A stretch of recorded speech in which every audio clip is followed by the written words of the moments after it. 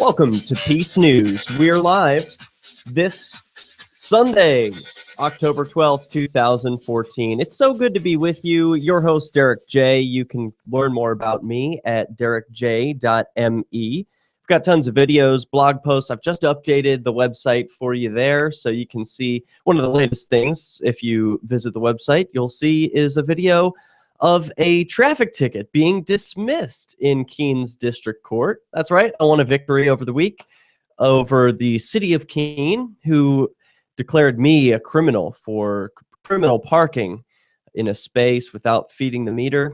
And I went to take it to court, pled not guilty, and you know what they said? It's not worth our time.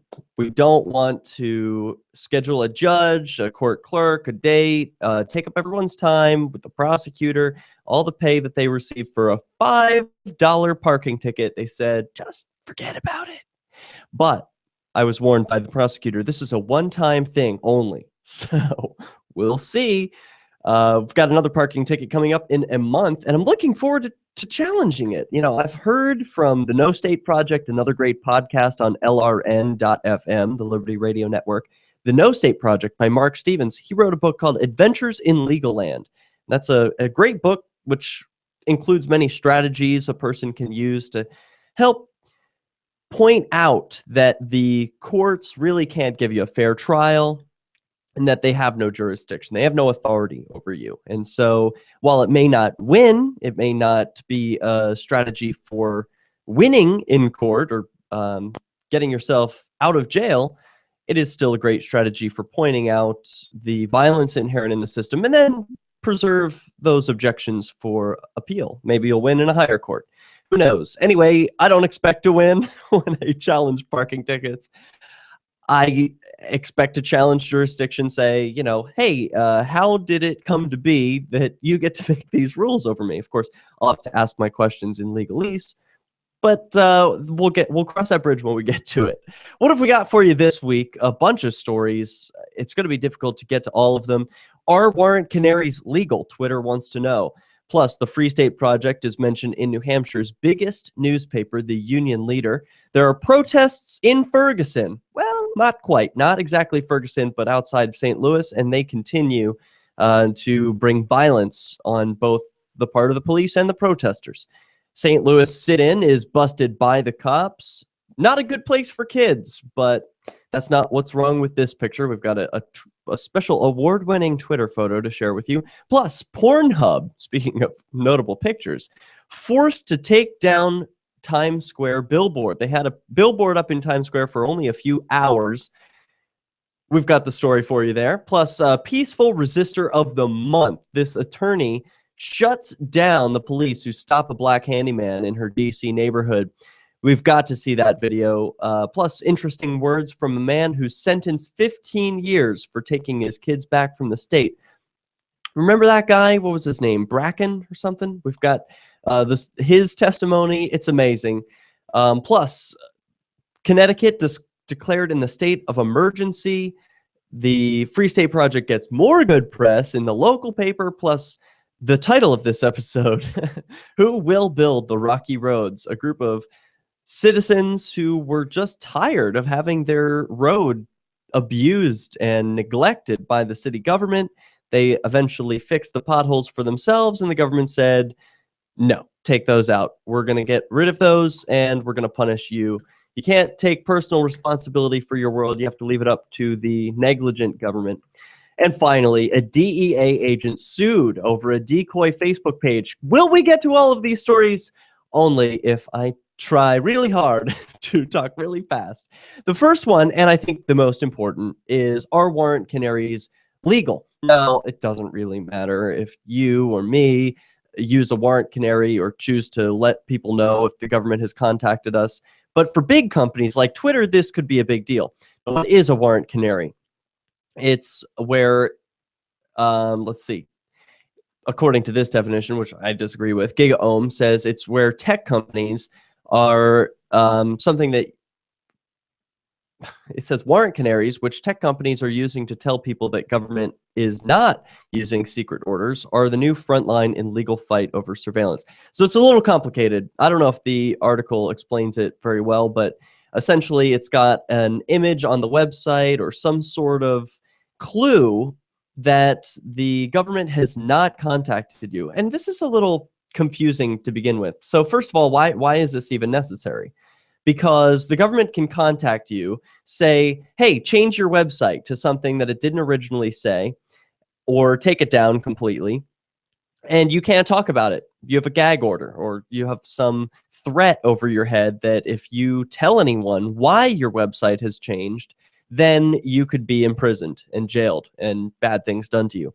So the government or clever people have found a way around the government saying, all right, well, if I can't tell people when I have been contacted, then I will tell people that I have not been contacted, and I will do that consistently, either through a banner on the website or through some audio clue, like a podcast called The Freedom Fiends uses the word worms as their warrant canary. They say that all the time.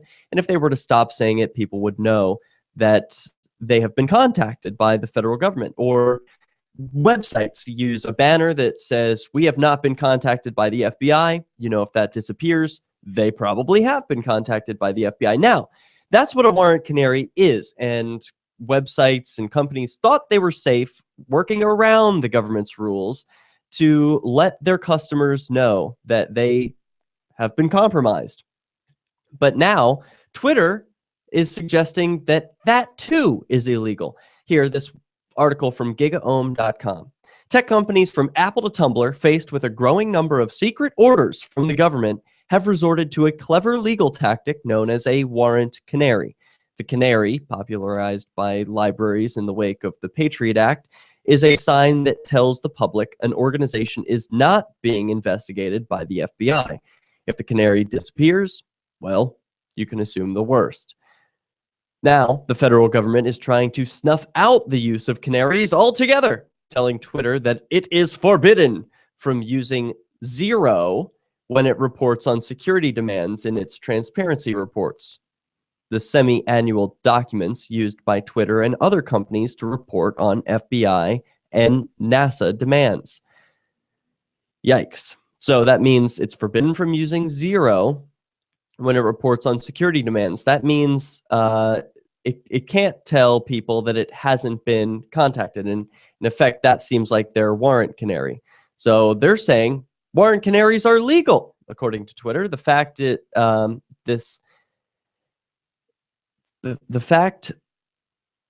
there is a, I think this is a typo in the article. The fact is there is a fight over zero, and the warrant canary is revealed through a close reading of the lawsuit that Twitter filed against the Justice Department this week. The lawsuit, which claims the government's security demands violate Twitter's free speech rights, repeatedly asked the court to declare that it may use zero when stating whether it has been subject to various legal orders from the government. We hope to convince the court hearing our case to give the first firm ruling that warrant canaries are legal, said a Twitter spokesman by email. Though through its lawsuit, Twitter claims it has a First Amendment right to use warrant canaries to say whether or not it's received various categories of so-called NSL letters, that's national security letters, and FISA requests, secret orders that can subject the companies to criminal prosecution if they even disclose the existence of the letters in the first place. So in other words, there exists a few departments within the federal government that can send you letters, information, threats, whatever, and if you talk about them, then bad things will happen to you. They will take your body, put them in a cage, criminal prosecutions. You'll have to appear in court. You'll have to defend yourself, millions of dollars in lawyers. There exists within government this power. And they're now telling you that you don't have, not only do you not have the right to talk, you can't talk about it, you also can't warn people ahead of time. In other words, not talk about it. You can't talk about it, can't not talk about it. They're just going to threaten you and put you in a cage. Have you ever felt more like a slave than today? There is reason for hope. This is Peace News.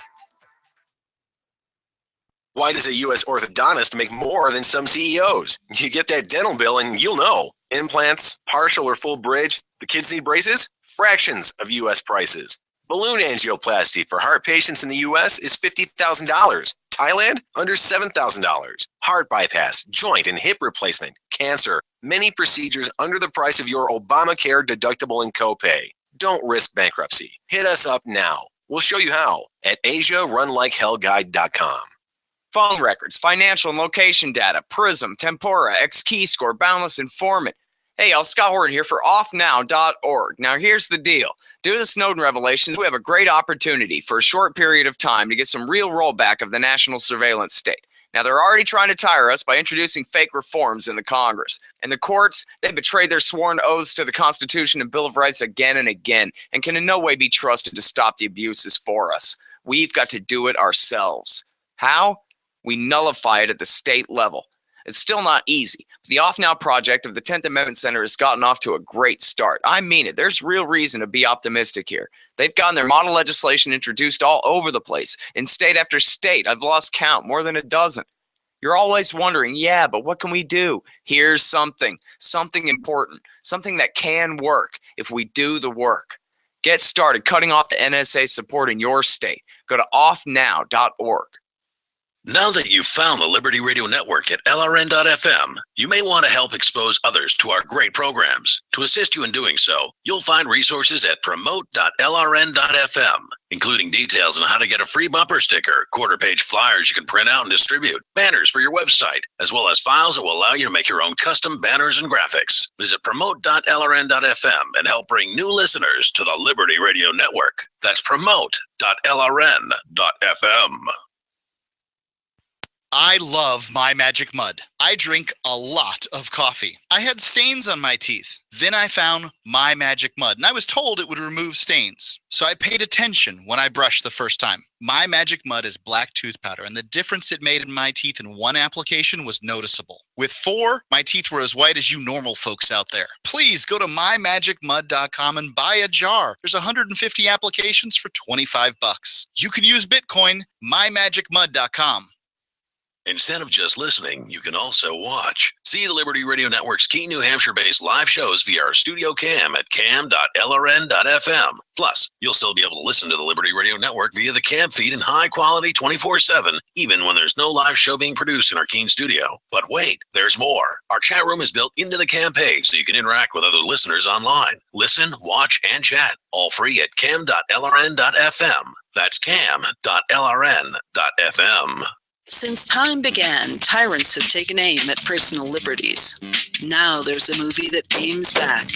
The government has no more right to tell us what to put in our bodies than they have to take our guns or tell us what books we can read. 6 drug police were eaten by bears while raiding a marijuana farm. On your knees, you dirty hippies! Jesus. On your knees! What's the problem, officer? Today, many cops who enforce pot laws do so only because it provides them with cushy jobs, good benefits, and a chance to push people around. I was an undercover narcotics officer. The drug war is nothing but a farce. The Second Amendment says you got to keep you and your gat intact. Guns and Weed, The Road to Freedom. A film by Michael W. Dean and Nima Badavi. DVD available now at gunsandweed.com or on Amazon. That's gunsandweed.com. Makes the perfect gift. Remember, that's gunsandweed.com. Do you love Twitter? Make sure you favorite the LRN.FM Twitter account so you can receive our tweets at twitter.lrn.fm. That's twitter.lrn.fm.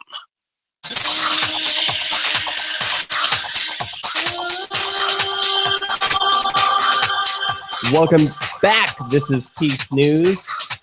You know, you can call into the show and share your stories of peaceful resistance. That number is 443-424-8347. We've also got a Skype line on which you can connect.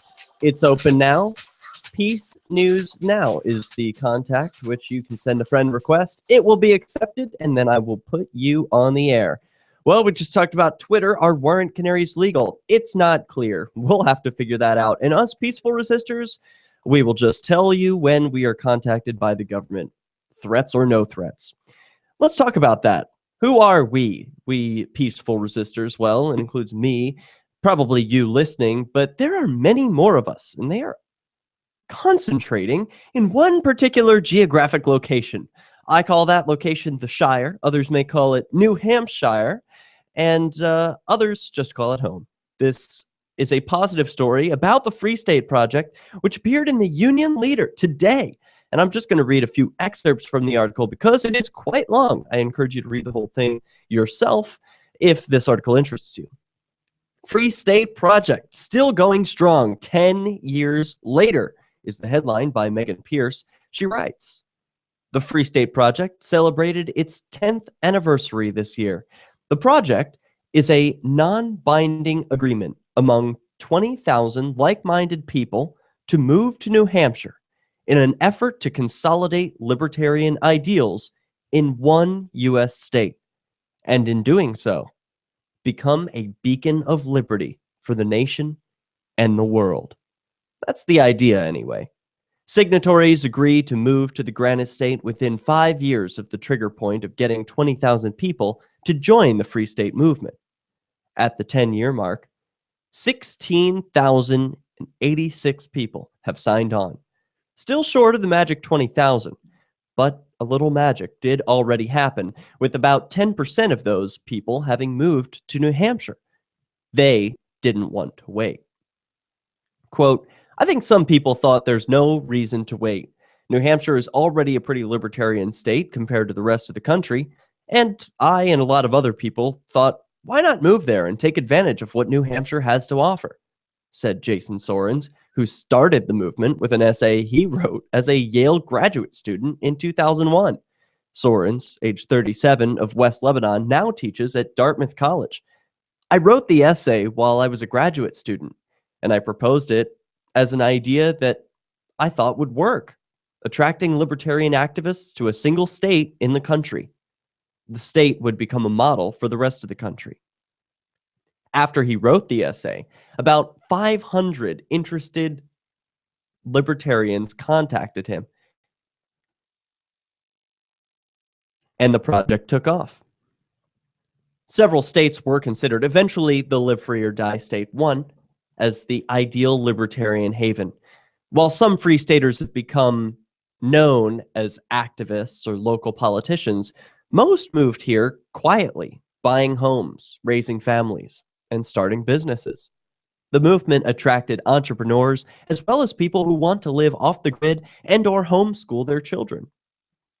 Soren said, quote, there's a lot of people that move here that don't necessarily shout from the rooftops that they're Free Staters, because who wants that to be the first thing people learn about you? And then the article goes into all different sections here. It starts off with the Bardo Project, and it tells the story of Jody Underwood, a woman from a Philadelphia suburb who moved to a Croydon farm in 2007 with her husband. And she's been working this farm, living her dream. There's also a group that's focused on called Shire Sharing. Amanda Bolden, who's been on this show before, started a private charity that many Free Staters participate in. There's also mention of Free Keene, state politics, and the fact that not all Free Staters agree on everything. I thought it was a very fair and balanced article, and on the whole, quite positive. So very exciting to see positive material being written about the Free State Project just 10 years after its inception. And it looks like this is headed in a good direction, you know, with 16,000 people plus already signing, 1,600 plus already moving. This is moving in a good direction where people are already getting attention in politics and activism, certainly on YouTube and around the world in the freedom-loving community. So very exciting what's happening here in New Hampshire. I urge you, if you are listening and you haven't checked out New Hampshire yet, please come to one of the many conventions that happens each year, of which I think there are now 4. There's the Keene Convention coming up in just a few weeks. Then there's the Liberty Forum, which is an event that happens around the winter time, around the end of the winter in late February, typically. I think this time it's happening in early March. It's a convention that happens in a hotel in, I think, Manchester, New Hampshire. There's also the biggest festival, Pork Fest, which happens in the summertime. And now the Free Coast Festival, a new early fall, late summer festival, which focuses on entrepreneurship. So if this sounds exciting to you, go to freestateproject.org and check out what all the fun's been about. Now let's turn to some places where things are not so good. How about St. Louis and the Ferguson area, where protests are continuing? We've got news reports flowing out of Twitter. CNN says one mother and her daughter trekked 750 miles on just $100 to join the Weekend of Resistance. Take a listen to this report. My baby ain't gonna see my baby no more. I ain't gonna see my baby no more. It started off with a peaceful, tearful candlelight vigil for 18-year-old Vonderett Myers, killed by an off-duty but uniformed St. Louis police officer working a security job. But by midnight, the tone had completely changed. The police, they walked from their car right there, and they came down here to see us. Police and protesters clashed near the shooting scene. Police using pepper spray, some protesters going on the attack. First targeting police vehicles with kicks and bricks, then targeting police themselves. What I describe as a large knife came flying out of the crowd, actually hit an officer on a shoulder, fortunately not the blade edge, and it landed on the ground. Before it was all over, protesters torching an American flag. The anger over the killing of another black teenager at the hands of a white police officer in the St. Louis area. Shut down, traitors! Shut down! The Myers case simply adding fuel to the racially charged atmosphere in and around St. Louis, where hundreds of people were already planning to gather to protest another case involving an 18-year-old black teenager killed at the hands of a white police officer, that of Michael Brown in Ferguson, Missouri. I just couldn't sit back on Facebook and keep posting about these things without coming out and actually doing some real action. Brown's case sparked weeks of intense protests in Ferguson, Missouri. I have to stop there and point out a bit of propaganda because I am a propagandist and video editor myself. We'll return to this video, but take a look at what happens after this first man speaks. He says, this is first the news interviews the police, then they interview a protester, and listen to what he says and what video they play after he speaks. Take a listen. That of Michael Brown in Ferguson, Missouri. So he's there for Michael Brown. Back on Facebook and keep posting about these things without coming out and actually doing some real action. Doing some real action, and then they show shots of police shooting bullets and bombs exploding. This is the police who are shooting, not the protester. That's a camera trick, and it is propaganda, plain and simple. Happy to point it out for you here on Peace News. Why did you move to the Shire? I moved here to the Shire because there's other people around who take liberty just as seriously as I do. I moved to the Shire because I saw videos of people challenging authority and thought that I could get support myself. It called to me, like, do this right now. I wanted to be around people like me who got it, and once I got here, I knew there was nowhere else that I wanted to be. I've always wanted to change the world, so I moved to the Shire to join people who were actually working towards doing the same thing. The people here are awesome, loving, and positive. It was for the adventure and for the feeling of something important is happening here. And I just wanted to come to sort of be part of that. Visit ShireSociety.com to read and sign the Shire Society Declaration and learn the reasons why, if you love liberty, you should immigrate to the Shire. Plus, add yourself to the Shire map at ShireSociety.com. That's ShireSociety.com. Lives in Palcapata, Peru. He buys old appliances like irons, radios, and TV sets, fixes them up, and resells them. He saw an opportunity to expand his business and needed a loan to buy more appliances. Free Talk Live helped him get a loan, and the expansion was a success. You can help us help more people by getting your coffee through coffee.freetalklive.com. Make a difference, one cup at a time. Get a free pound to try out the subscription. Cancel anytime. Coffee.freetalklive.com. I've been told no in many different ways. I give you an order and you're going to obey it. You can do that and you have to leave here. You cannot bring signs into the rally. Walk with me. Well, I'm comfortable here, actually. Whoa. Hey, who do you think you are? Excuse me. There is no video or audio allowed in this. No, I have work today. You ain't gonna make. Wait a minute. Hey! Oh my God! Unbelievable! Why are you running from me? Because you're scared of me. What am I being detained for? You're being served. What is this? You're being served. What is this? Bureaucrats have a funny way of telling people no. That's the sound of the men working on the chain. Derek J's Victimless Crime Spree. Watch it for free and order the Director's Cut DVD at victimlesscrimespree.com. The three most important things you can do for LRN.FM are: 1. Let your friends know you're listening to LRN.FM on your social networking profile. 2. Buy the things you buy online through shop.lrn.fm. 3. Give $5 a month to the AMP program at amp.lrn.fm. You likely buy all kinds of things online. Amazon is the largest online retailer. You can get what you need at the same great prices, and LRN gets a cut. Please do your online shopping at shop.lrn.fm.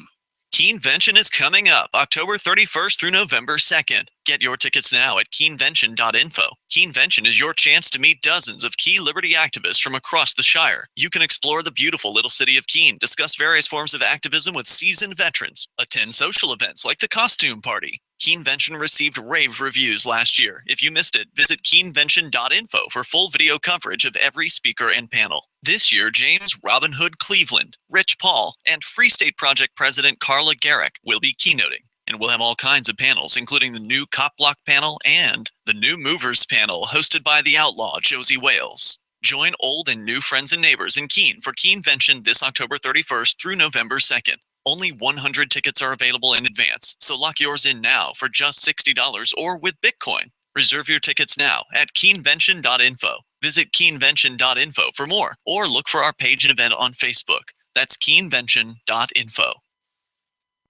Listen to LRN.FM on any phone, anytime. 213-493-0309. That's 213-493-0309.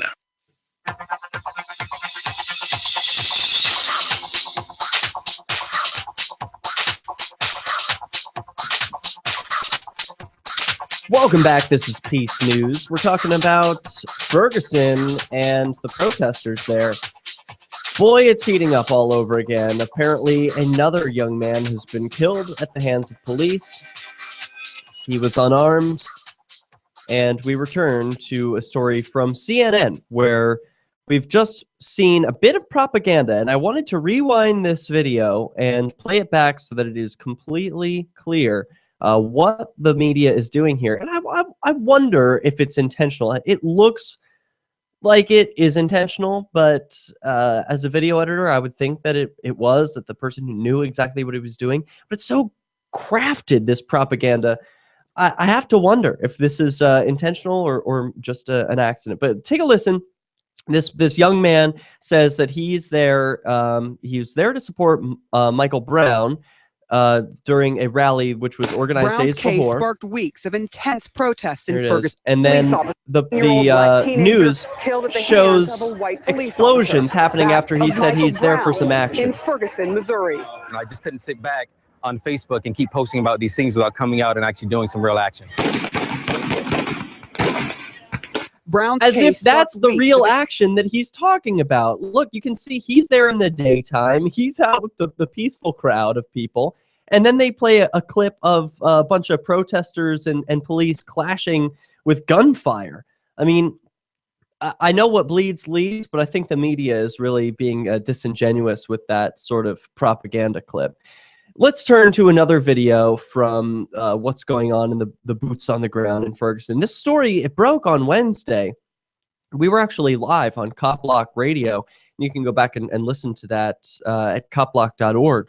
But the podcast exists of live stream from Ferguson or the surrounding area when the protest first kicked off because this young man was killed. Let's turn to that story. So we've got it. Yeah, it's called St. Louis Sit-In Busted by the Cops. Here we go. And then when we come up, was Connecticut declared in a state of emergency? But first, Amanda Sakuma reports at msnbc.com that more than 100 protesters staged a sit-in at the foot of a convenience store Saturday night in the St. Louis neighborhood where a black teen was killed by police earlier this week, sparking clashes with riot police who made multiple arrests after protesters refused to budge. You can see the ominous photograph here. If you're watching at home on peacenewsnow.com/live, you can see a YouTube video of this broadcast, and I'm screen sharing here for the viewing audience a picture of the convenience store and gas station where this young man was apparently shot, where these protesters have set up some sort of blockade line. They're all sort of at the convenience store together in a big group. There must be, I don't know, about 50 or 60 of them. And then a line of maybe 25 police officers in just a line in their riot gear and their batons, ready to kick some ass, I guess. And, well, they were busted by the cops. Here's the story. St. Louis Metro Police made 17 arrests for, quote, unlawful assembly. Hey, but I thought you have the right to protest and peacefully assemble so that you can protest what the government's doing. Oh, but I guess when they have all the guns, you really don't have any rights, do you? Demonstrators sat down and blocked the entrance to a Quick Trip gas station in a Shaw neighborhood. Protesters accused the police of using excessive force in making the arrests. Now, to this, I object. I mean, yeah, blocking government buildings, I'm for, maybe. But blocking private establishments like a Quick Stop, I mean, why should they be punished because the police went crazy? I mean, why not block the police department, keep the police from going to their criminal jobs instead of keeping people from their stoner snacks and, I don't know, whatever else you get in a convenience store? Let's see. St. Louis Police Chief Sam Dodson took to Twitter saying the protesters attempted to storm the store and were throwing rocks at police officers. Okay, well, this is the story from MSNBC. Of course, they're going to quote the police. I want to know what the protesters were saying, but of course, we don't have that part of the story. We only hear from the police side. But, you know, all right, what does he say? The SLMPD, that must be the St. Louis Metro Police Department, has alerted Quick Trips in the area to be on alert for potential protesters and civil unrest. This behavior will not be tolerated. You know, that concerns me, okay? Because civil unrest, as long as it's civil, right?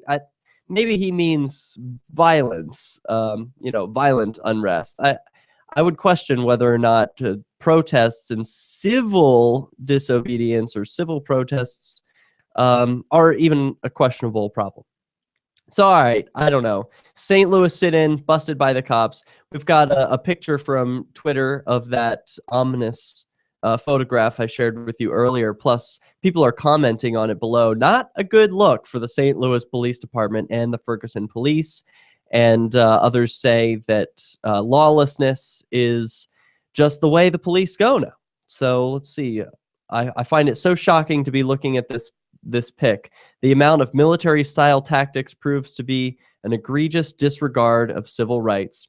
So that's what the average Joe is saying in response to this picture shared by MSNBC.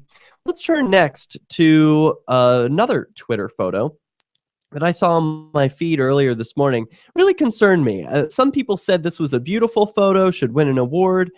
Young Nigel waits for the rest of the Ferguson October marchers to catch up. And some people think, oh, that's so cute. You know, look at the young little boy, and he's standing out in the street waiting for all the protesters to come by. And he's a black little boy, so you think, oh, it could have been one of these people who was killed by the heavy-handed police. You know, it's emotional to look at this photograph. But then, to me, what stood out was, let's take a look. Who's in the lead? Who's in the lead of this protest? Oh, of course, it's the police. The police are leading the march against the police. So did this group of, say, 300, looks like maybe more protesters, maybe even 1,000 people, did they all ask permission from the government to have their protest, to say, we won't stand the police and their behavior and blah, blah, blah? Oh, hey, by the way, police, can we have your permission to have a protest? Oh, by the way, police, would you mind blocking off the street for us so that we could march and there would be no problems? Oh, hey, by the way, police, we're just going to march behind you. You lead the way. You cause all the noise. You look like you're in charge because really you are in charge, okay? We're just going to submit to you. We haven't learned anything about arbitrary authority or who owns our bodies. anything about self-ownership. We haven't learned anything. We're just going to keep on going along to get along. We're going to ask the police for permission to do things, and we're going to have a typical, predictable protest that results in no change at all. Because why? Because we always bow to the police. So that's what really concerned me about this photograph. Well, some people might say, oh, it's so cute, so, epic, it's historic. Yeah, it might be those things, but I think it's disgusting because these people don't have the courage to just walk past a police line. It's not necessary. Look, there are plenty of people right up ahead. But no, they hold a line 2 cars behind the police. It's disgusting. If you're going to have a march against the police, rule number 1, you don't ask permission, okay? You don't ask for the police's permission. I'm sorry, but it gets me a little upset when form doesn't follow function. When you're like, oh, hey, I want to protest the police, and I'm going to ask the police permission for that. Duh. Let's turn next to a story of a peaceful resistor. Let's what do we got coming up next? Oh yeah, Pornhub. This is great. Pornhub was recently told that they had to take a billboard down. The Hilton on which the billboard rested objected to its image. It's nothing unusual. It's just a picture of 2 hands put together to form a heart. And the Pornhub logo is in the middle of the heart. It has the website down at the bottom, pornhub.com. What's strange about this? The logo is all you need is hands. And this apparently won a contest, but the Hilton just won't have it. They said, we won't have this billboard on our sign. Of course, they've got vodka on their billboards. They've got vodka hanging off. That kills how many people a year? Porn doesn't kill anybody. This is Peace News. Did you know that Free Aid is a mutual aid, educational, and networking organization? At Free Aid, we support volunteers who provide first aid. We do outreach to the public about health and safety, and we bring together medically skilled freedom lovers. Free Aid is made possible by your generous support. Donors can receive great gifts like first aid kits, t-shirts, silver dime cards, and hoodies. The Free Aid Silver Dime Card Project is sponsored in part by Roberts & Roberts Brokerage, Freedom's Phoenix, and Don't Tread on Meme. Visit fr33aid.com. There is no such thing as attention span, according to Jerry Seinfeld, who figures that people have an infinite attention span if you are entertaining them. Hey, he's kept us from channel surfing for several decades, and now he's making more millions as a Las Vegas headliner. With money and attention so scarce now, effective communication skills have never been more important, especially if you're looking for work. So choose every single word as though it was the last word the person you're speaking to will hear. Otherwise, it might be. Avoid redundancies such as added bonus, advance warning, end result, prior history, or personal belongings. And avoid cliches like the plague. Just kidding. For more tips, hit survivalspeech.com. I'm Holland Cook.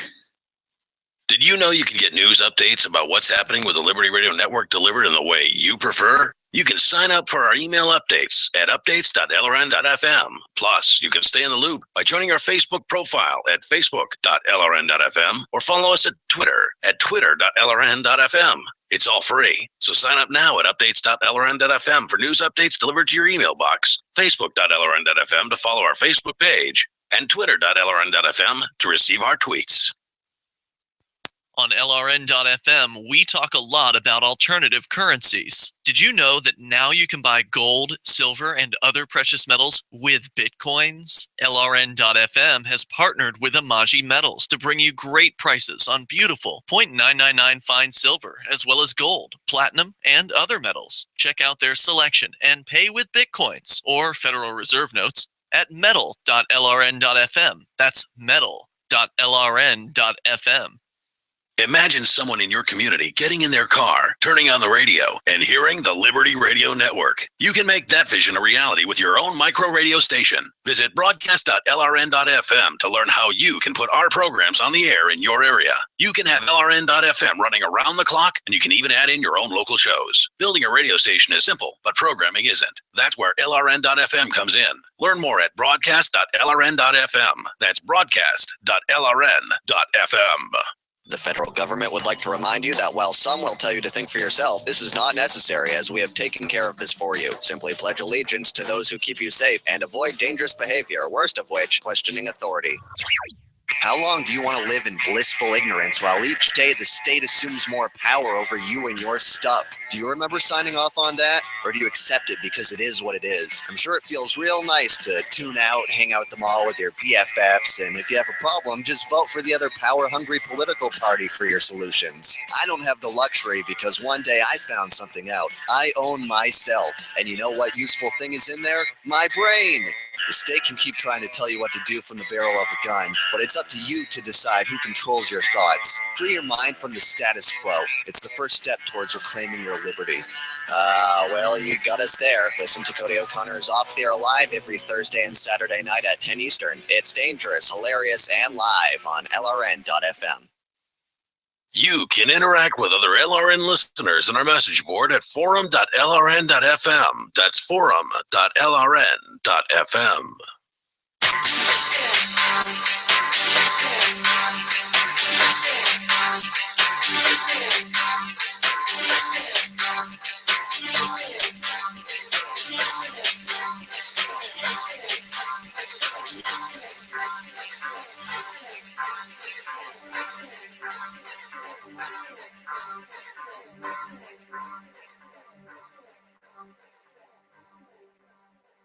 I am Mithras. I am the Mahdi to the Shia Muslims.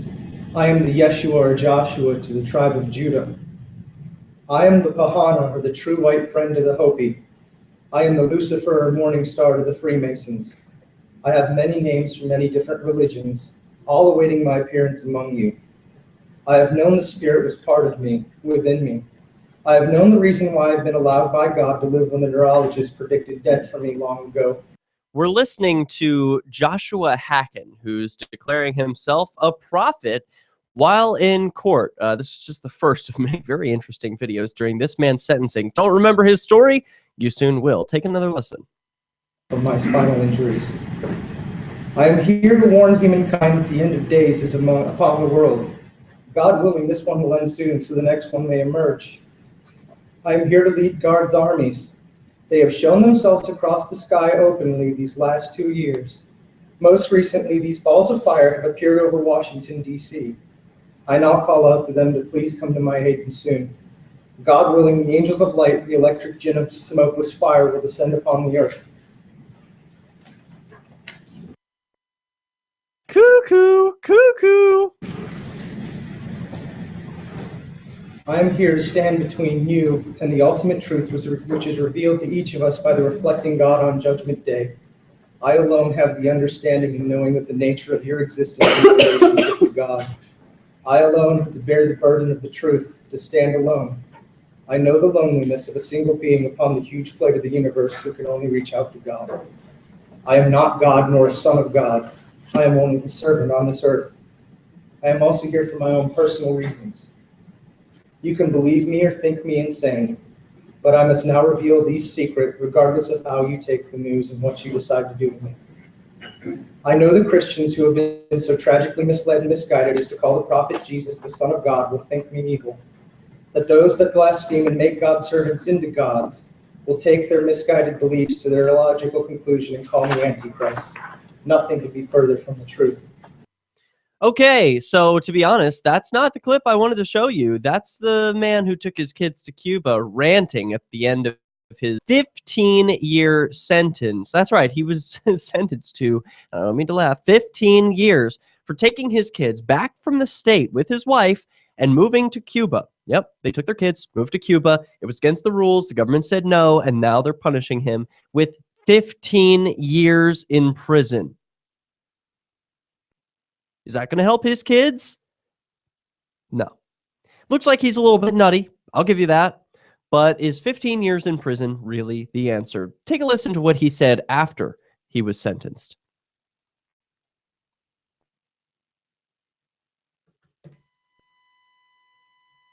Men killing their own families, women driving into the ocean or drowning their children in the bathtub or shooting them for being mouthy.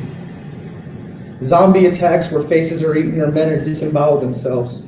or even a man, an Army veteran, charging and being allowed into the White House waving a knife, screaming, "The atmosphere is collapsing," while the Secret Service man turned off the intruder alarm.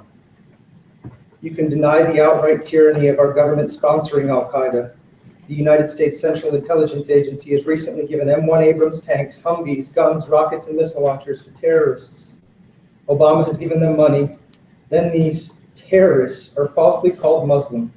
The once holy Egyptian name of ISIS is blasphemed, while this army of Ahriman and Angarmanu rampage across the desert, killing Muslim, Christian, and Jews alike.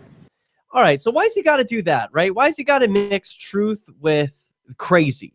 Because it sounds like when he's talking, I'm not the son of God. I am here to as his servant, and may the fireballs that were above DC come and save me. You sound crazy, dude. And then you're like talking about how the government's actually doing bad things in the Middle East. Well, that's true. So it's a mixed message, and it makes your message about the Middle East and about all the bad things the government's doing seem a little crazy. Anyway, let's just listen, because he makes some really good points in these next 2 minutes. Take a listen. All of that at the behest to our government to give us the excuse to bomb the sovereign BRICS-aligned nation of Syria. While our neo-Nazi-backed coup of the Ukraine threatens to completely destabilize Europe and Jews flee to Russia of all places for safety. I see the signs of the end, and I'm here to warn you, all of you. You can deny your God-given duty to employ the solution afforded us by the Founding Fathers to revolt against this tyranny, against the oligarchs who have overrun our government. You can sit back and watch while the puppet Caesar sitting in the White House guts our military leadership. Over 500 officers, senior level, have been fired in the last 2 years alone. While your local police forces are militarized and every alphabet agency arms itself to the teeth against us. I'm not the one with a gun fixation, sir. Our government is. But I suppose the Pinellas County schools really needed those assault rifles, and the Department of Homeland Security really needed those 1.5 billion hollow point man-killer bullets. So sit back while the NSA listens and records every one of your electronic communications. Ignore the false cell phone towers being reported to be installed across cities across America. It's not like they can be used to be mass-scale ELF weapons on us. I see the signs pointing to this end. You can deny it while World War III rages and makes its way here, while the plague rages across Africa and makes its way here, while the Air Force's weather weapons destroy our minds and the atmosphere and create out-of-control natural disasters. You can forget the price of tyranny as it kills millions of Muslims, as it kills American citizens like Anwar al-Awlaki and his son with Hellfire missiles for only speaking the truth. Forget the price of tyranny while kids are tortured in secret programs like MKUltra. Forget the price of tyranny while families like mine are torn apart. You can follow the path of greatest sins, chosen through feigned ignorance and apathy, while my wife and sons pay. Don't worry, everybody's going to pay soon. But I will not forget what was done to me and mine.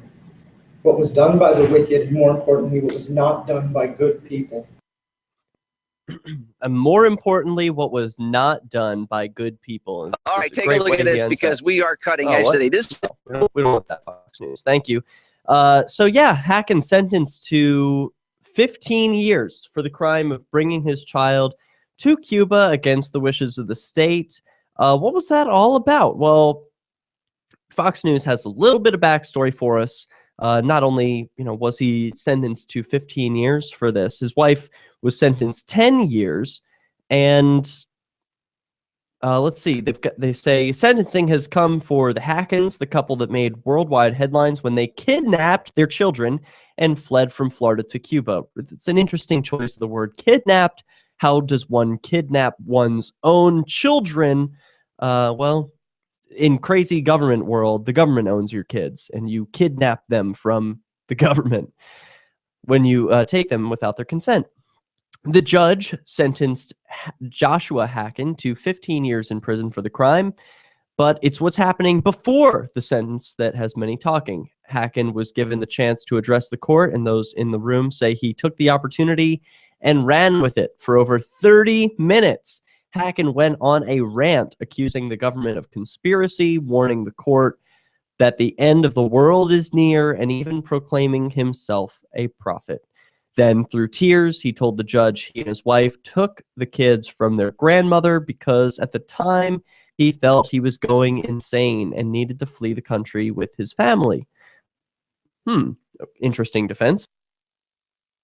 The doctor originally declared Hacken insane, but told the judge he changed his mind after other legal nuances.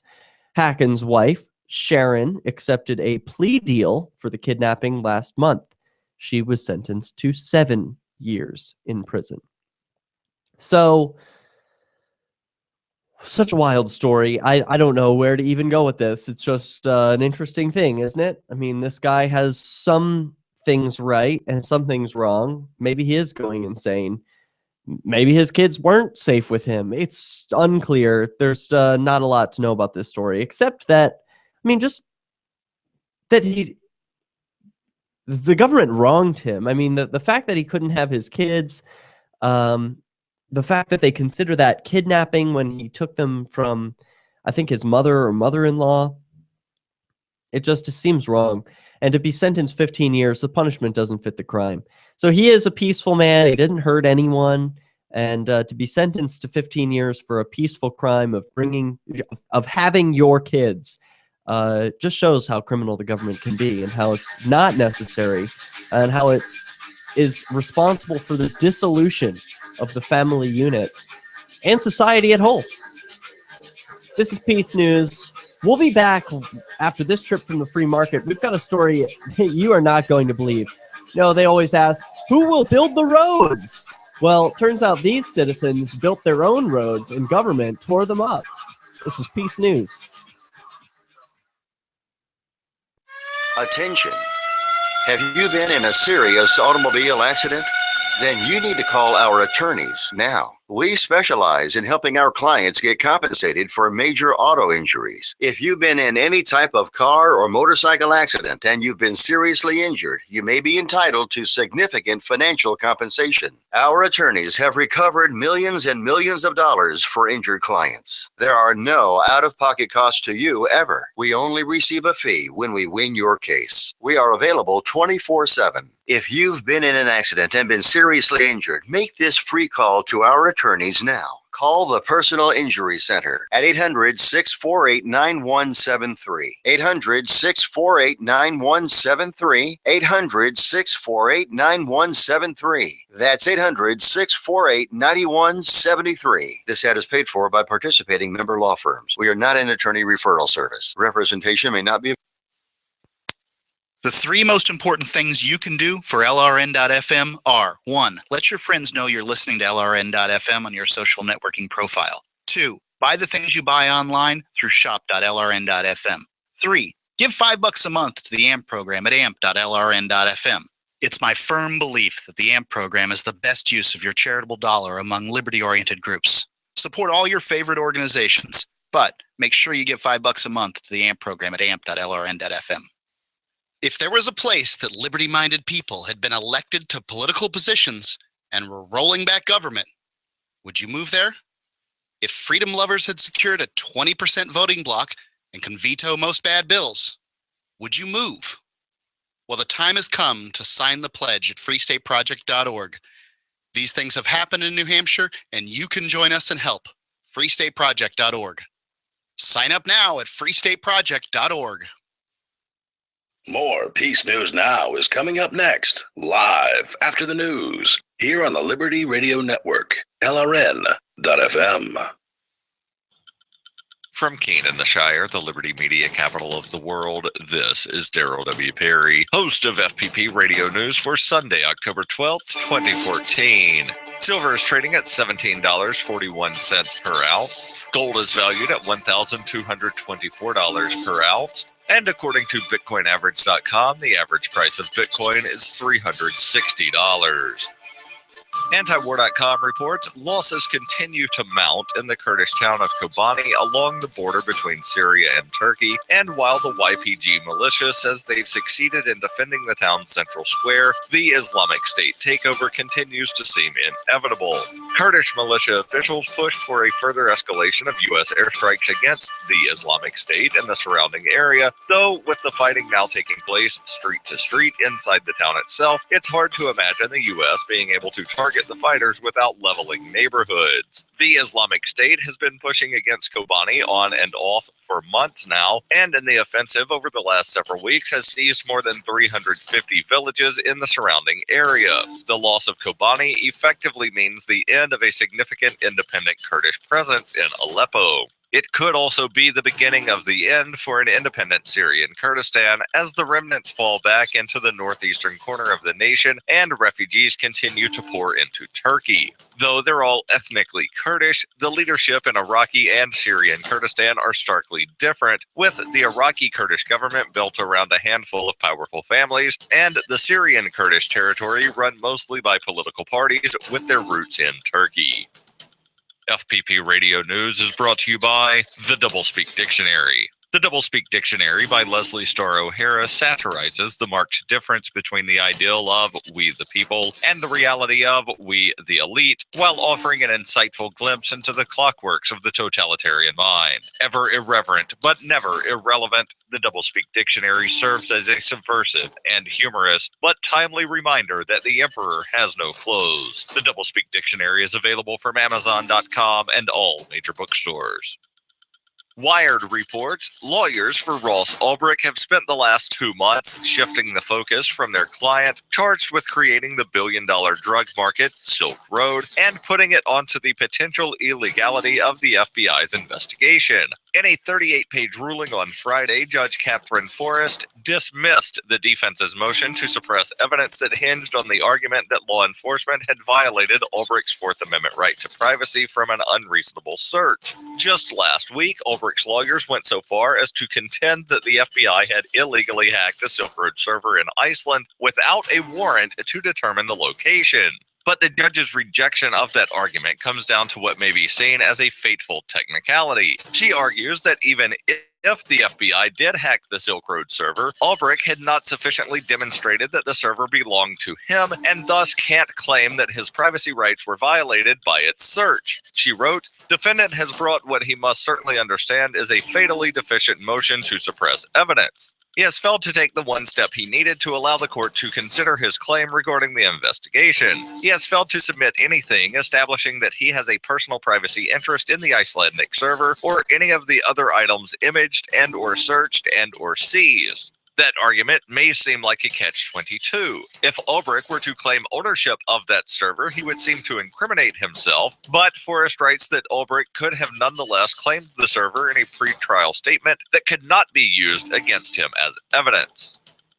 FPP Radio News is brought to you by Roberts and Roberts Brokerage. For over 35 years, Roberts and Roberts has been a trusted source for buying and selling your investment-grade precious metals. They now take Bitcoin for purchasing precious metals so you can turn your profits into a long-term investment. Call Roberts and Roberts today for knowledgeable advice on investing. 800-874-9760.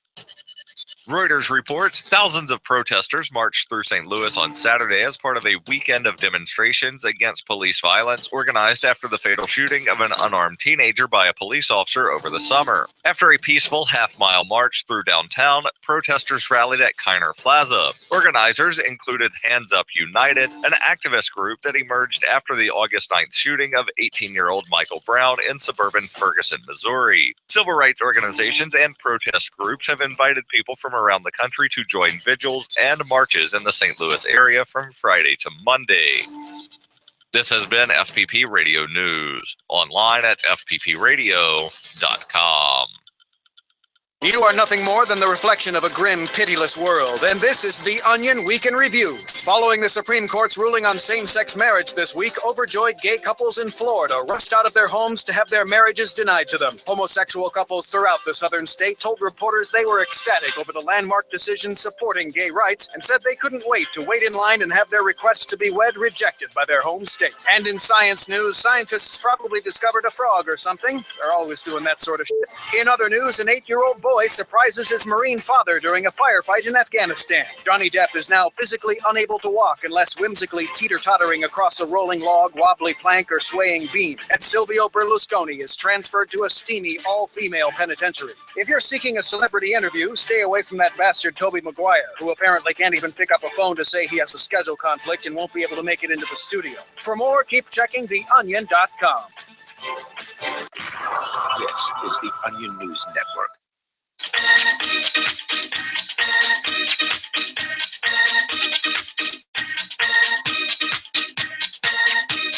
Welcome back to Peace News. We are live this Sunday, October 12th, 2014.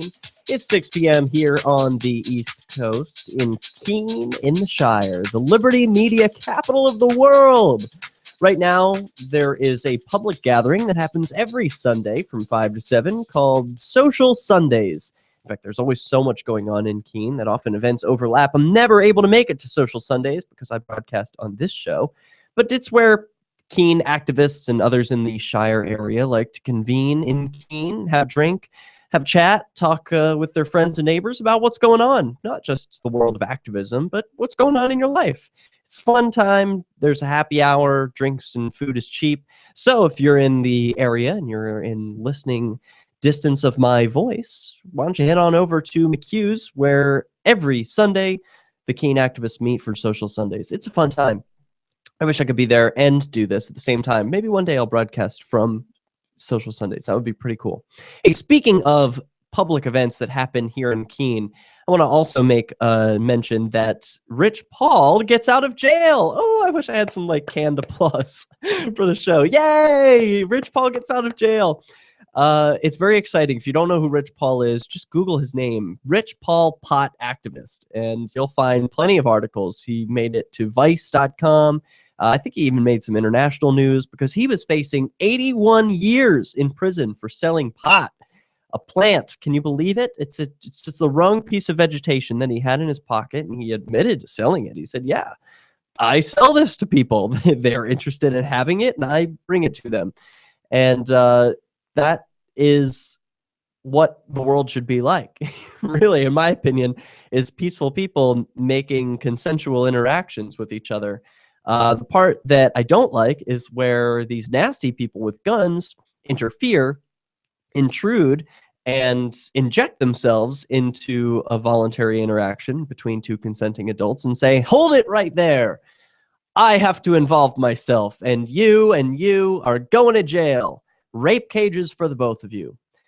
That just doesn't help anybody. It's very expensive, and it really has become, it used to be like, oh, well, only bad people get thrown away for drugs, and they deserve it because they disobeyed the government. Now it's getting to be where the average Joe is just like, man, these freaking cops are just using this drug war as an excuse to collect more money and more power and shake people down. It's a shakedown, really, and we could spot that. It's not a new concept, been around thousands of years. So Rich Paul gets out of jail after serving, how long did he serve? I think over 60 days. I think he has the record right now. I think something like 75 days in jail.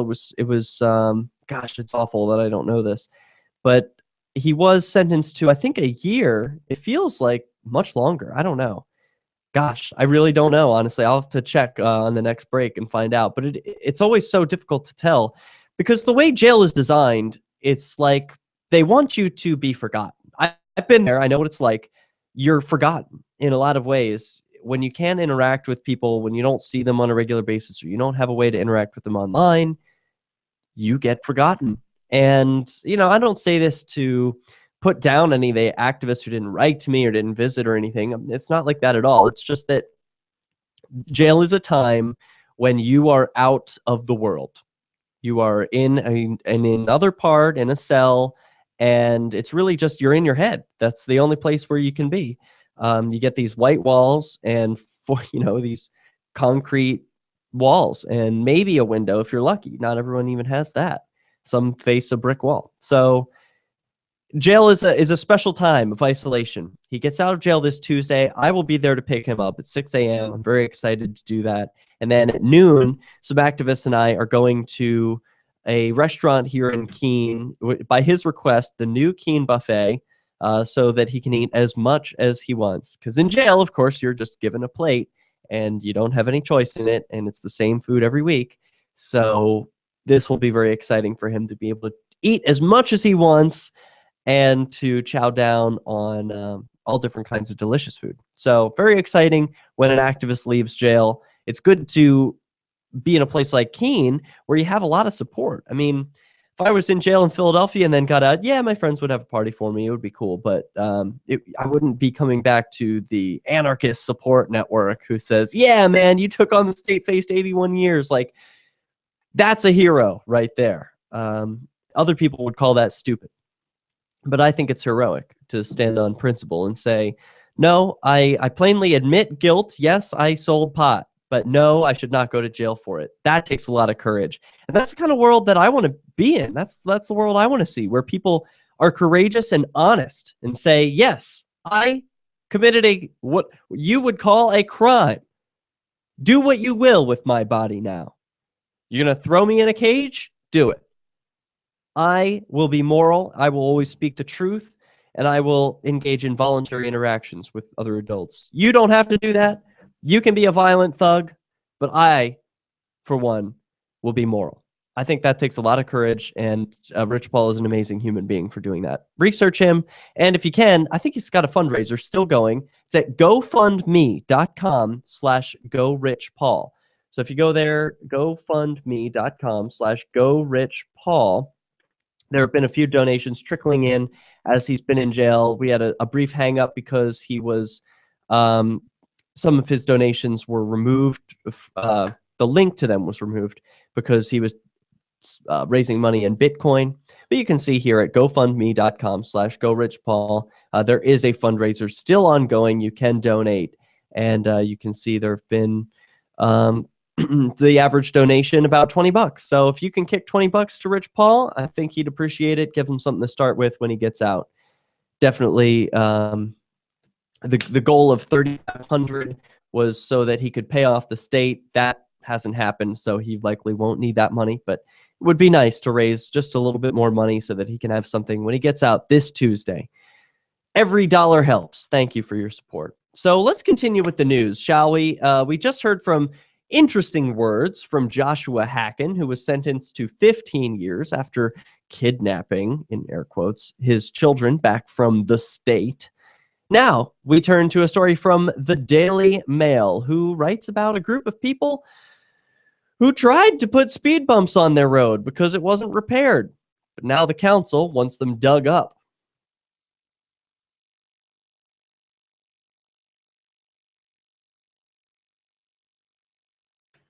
And officials warn that anyone who tries to stop workmen will be arrested. Here's the story. For decades, Ings Lane was a dirty and pothole-strewn disgrace, unbefitting of a respectable residential neighborhood. Despite the regular pleas from homeowners, the council refused to resurface the street, insisting it was not its legal responsibility. Desperate residents finally resolved the problem by paying £6,000 to have the road professionally resurfaced, with 3 speed bumps as an additional safety measure. But, incredibly, the council have now threatened to undo their work by digging up the road they had lovingly resurfaced and threatening the residents with arrest. The council officials, who had previously insisted the road did not fall under its jurisdiction, sent workmen to examine the lane immediately when a local farmer complained about the new road bumps. Then, 3 weeks ago, it sent workers to dig up the road to remove the humps. On this occasion, they were persuaded to stop by residents who rushed outside to plead with them.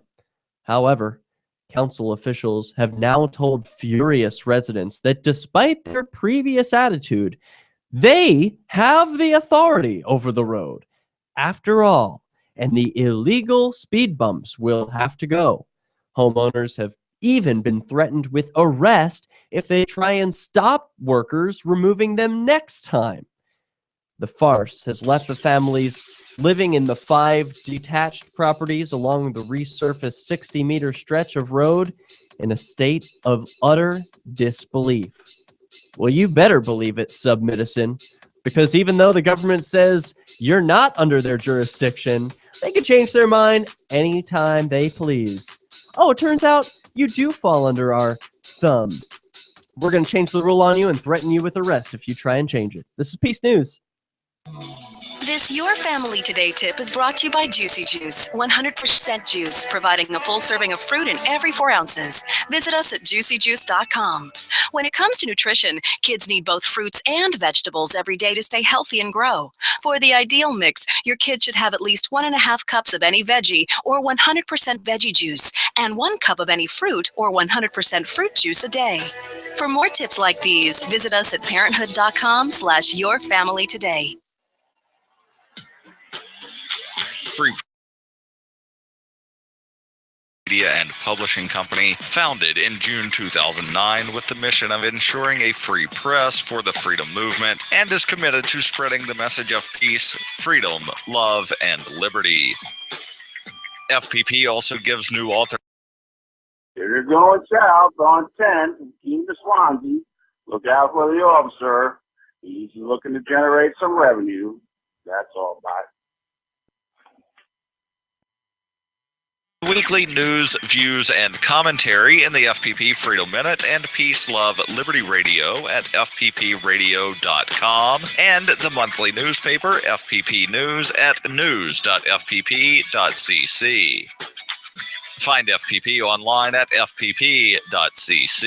That's fpp.cc, as in Creative Commons. If you can't listen to the Liberty Radio Network's internet streams, free satellite channel, or radio affiliates, no worries. You can listen to LRN.FM from any phone, anywhere. Add this number to your phone, 213-493-0309.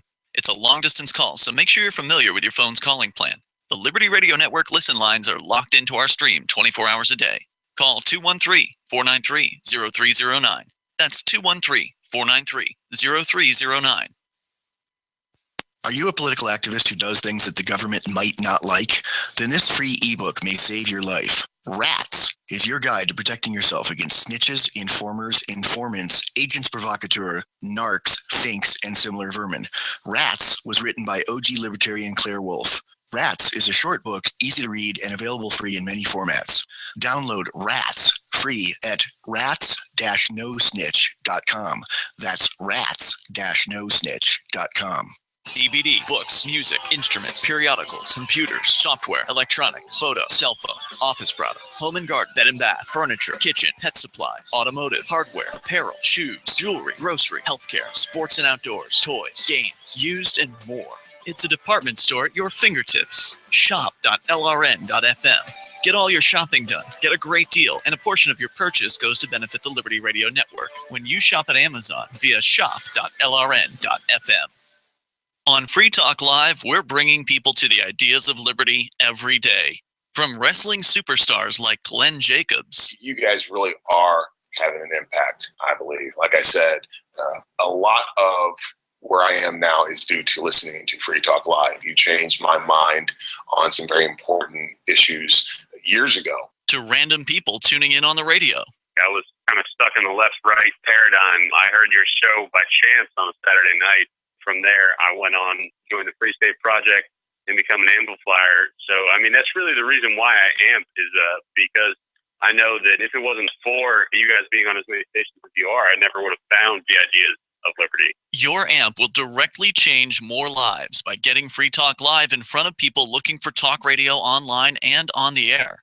Find out about giving to our Google AdWords campaign at amp.freetalklive.com. That's amp.freetalklive.com. If you enjoy LRN.FM, please contribute to your favorite shows via their websites and become an amplifier at amp.lrn.fm. That's amp.lrn.fm.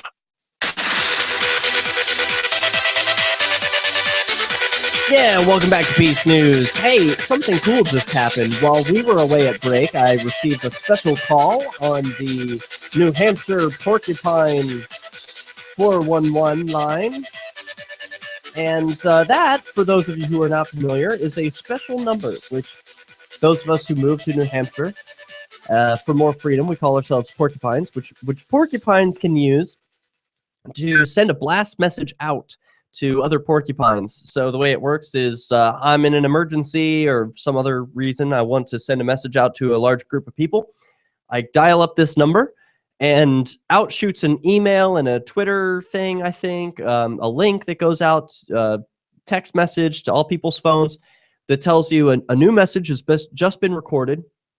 Now we're going to take a listen to it. So this is the way it would work. Bing, I see I got an email. Oh, I'm going to check it out. What's on this email? Oh, let's back it up. Here we go. What's on this email? I don't know why it's not playing, but just played a second ago. Anyway, it was a message from a random caller, didn't give any sort of information, just said that there was a road pirate on a certain stretch of road and wanted to give people a warning. So isn't that a helpful message? You know, you can use technology to empower yourself against the predatory state. There's another app called Waze, W-A-Z-E, which people are using all over the country, and I think the world, to not only map out different routes for reaching destinations, but also using it as a social network while you're driving, or maybe you have a passenger use it while you're driving.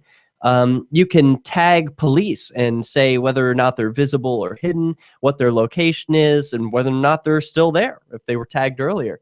So now this is reloaded. This is the message that we received from Pork 411. Take a listen. If you're going south on 10 from Keene to Swansea, look out for the officer. He's looking to generate some revenue. That's all. Bye. All right, perfect. So now I don't recognize that voice. I don't know who that is, but here I am in Keene. If I were going to south on Route 10, as he said, towards Swansea, there's a police officer there, so I would watch my speed. Pretty good to know these things. And, you know, if I saw a police officer, I could just dial in and let other people know it. It's a great way to look out for your friends and neighbors, and it's one of the reasons why New Hampshire is a unique community. It's one of these unique places. I wouldn't just want to build freedom in Philadelphia, where I was previously living. It makes sense to move and join other people in the same geographic location if you care about freedom and you want to live free today. So now let's turn to a group of people in the UK who fix their own roads. This is a common objection for anarchists.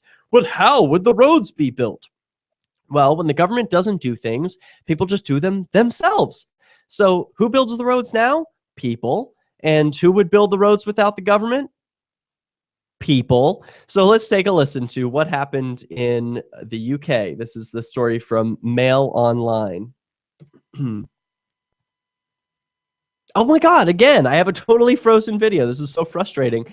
I paused this earlier. I don't know if it's related to some of the plugins I've got or what, but let's see what these homeowners have to say who built their own road. Take a listen from dailymail.co.uk. At Crawshaw Gardens in Pudsey, it's not the gardens that are keeping the residents busy in the summer sunshine. It's the curse of the modern-day road user, potholes. So what are the challenges of tarmacking your own road?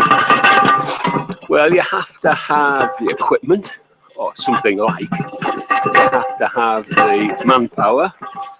You have to have the will and a little bit of expertise, and we're learning as we go, ideally, I suppose.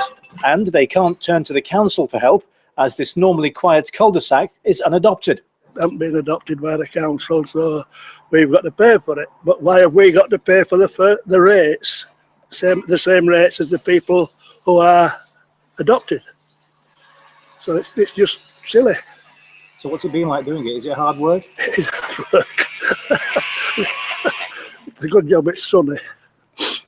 Can you ask the council to adopt it? I mean, how do they go about doing that? We have arranged a meeting with Councillor Richard Lewis, who's very kindly offered to come down and meet us, and that is in a few weeks' time, about a month's time actually.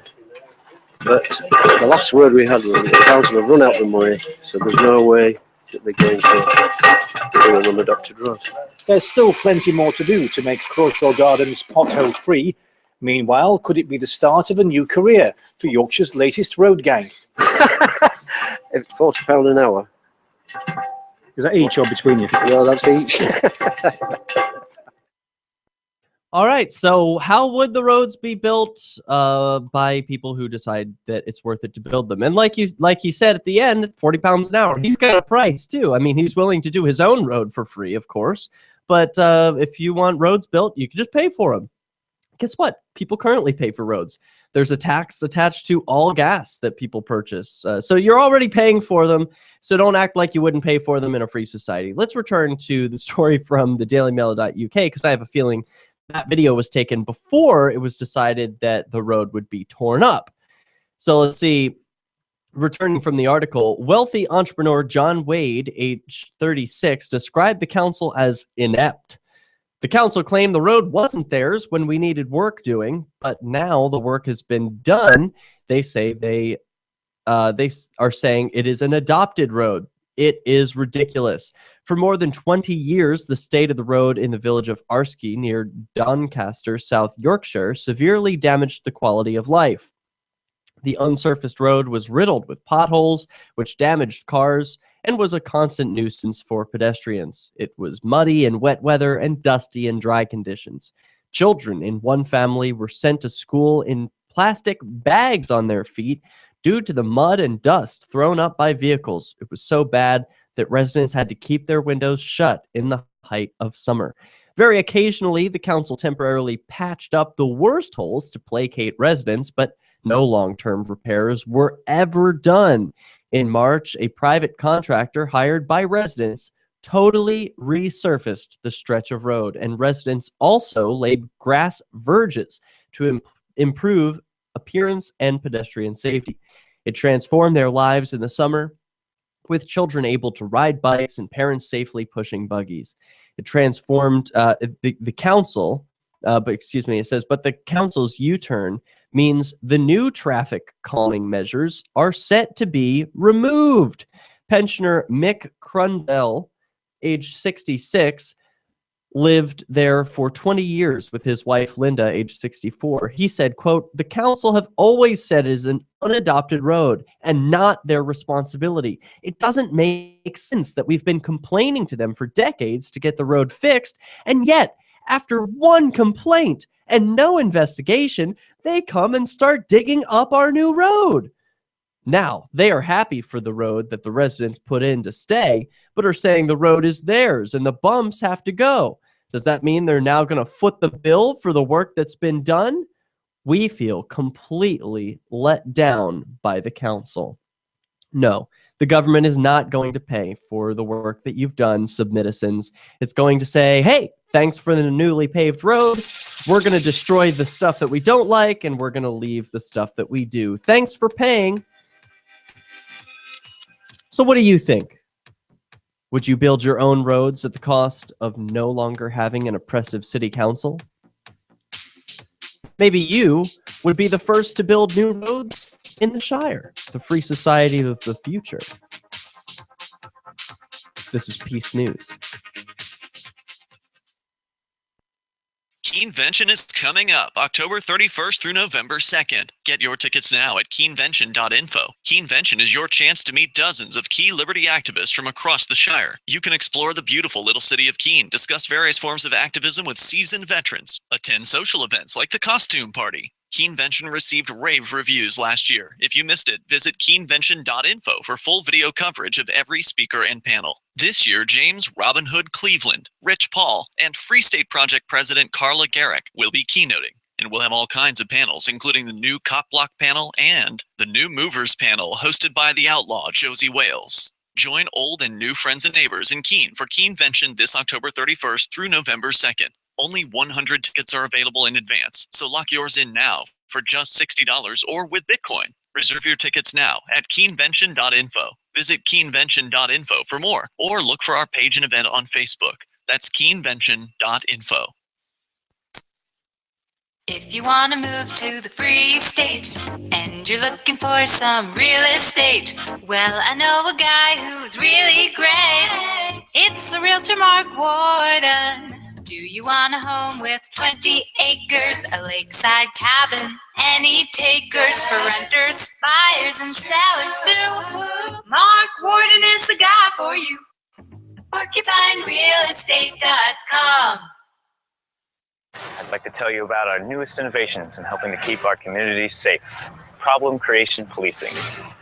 Problem Creation Policing, or PCP, is a way to get the entire community involved in maintaining a safe neighborhood. This is more than just a neighborhood watch. We plan to have officers on the ground, helping, aiding, and surveilling for illicit activities. You never know when you're going to find some young punk doing something illegal out in public. That's why we're going to have officers everywhere. You never know when they're going to pop up. So we want PCP in our homes, at our jobs, and in our schools. We want PCP everywhere. How can you get involved in PCP? Well, for starters, you can call your local authorities and ask them how you can get PCP. I'm Byron Kingsley from the Citizens Respecting the Authority of Police. Did you know that you can listen to LRN.FM 24/7 via our free-to-air satellite channel? From Mexico to Canada, our signal covers nearly all of North America. All you need is a view of the southern sky, an affordable receiver, and a dish as small as 30 inches. There are no monthly fees. Learn more at sat.lrn.fm. Plus, if you're a broadcaster or want to be one, this is a good delivery method for our content. See our coverage map and get details at sat.lrn.fm. That's sat.lrn.fm. What if the key to achieving liberty in your lifetime was to move together with others who think like you? Liberty activists are joining the Free State Project, which is over 70% of the way to its goal of 20,000 participants. And they're already making the move to New Hampshire. The successes are piling up and are proving the Free State Project is a real movement and no longer just a great idea. When you're planning your move, consider Keene. Keene is famous for its civil disobedience and non-cooperation, and there's plenty of political opportunity as well. From demonstrations and vigils to outreach and volunteering, there's a lot going on in Keene. Keene is the liberty media capital of the world, with television, talk radio, and more, all originating here. Though it's more than just activism, with regular social events each week. See what's happening at freekeene.com and get connected with video, audio, free books, a forum, and activist tools you can download and use in your area at freekeene.com. That's freekeene.com. You can put the Liberty Radio Network on the air in your area. Visit broadcast.lrn.fm to learn how. Broadcast.lrn.fm.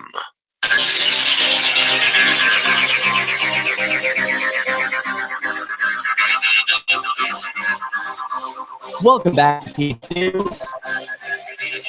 So Connecticut, is it in a state of emergency? That's not clear. In Hartford, Governor Dannell Malloy has declared Connecticut to be in a state of public health emergency, enabling the indefinite suspension of certain civil rights. State bureaucrats have been granted the broad authority to forcibly detain suspected sick people without due process. The declaration came preemptively as Connecticut has not yet seen a single case of the virus it purports to stop. The governor's October 7th declaration reads in part as follows. In response to the epidemic of the Ebola virus currently affecting multiple countries in Western Africa, and in order to provide the Commissioner of Public Health and other appropriate officials with all authorities necessary to prevent any potential transmission of the Ebola virus within the state of Connecticut, I hereby declare a public health emergency for the state, pursuant to the Connecticut General Statutes section blah, blah, blah, during the epidemic. Specifically, I authorized the Commissioner of Public Health to order the isolation or quarantine under conditions prescribed by the Commissioner of Public Health of any individual or group of individuals whom the Commissioner reasonably believes to have been exposed to, infected with, or otherwise at risk of passing the Ebola virus. That from Governor Dannell P. Malloy, Donnell, I guess. I don't know his name. October 7th, 2014. Rationalizing his actions, the governor said in a statement, quote, "We need to have the authorities in place that will allow us to move quickly to protect public health, if and when that becomes necessary. Signing this order will allow us to do that." The recipient of most of the newly imparted power is Jewel Mullen, Connecticut's commissioner of the Department of Public Health. By having this measure in place, Commissioner Mullen explained, quote, "We don't have to scramble in the event I need to take action. The actions that authorities might want to scramble to use is the forcible quarantine of citizens without charges or trial. As noted, the commissioner may issue an order of mass vaccination at his or her own discretion. Fending off a police state requires constant vigilance." Ooh, wait a minute. "Any individual who refuses to comply with any portion of the order may be punished with fines and imprisonment for up to 1 year." Sounds a lot better than forced in vaccination. Fending off a police state requires constant vigilance against efforts to desecrate civil liberties.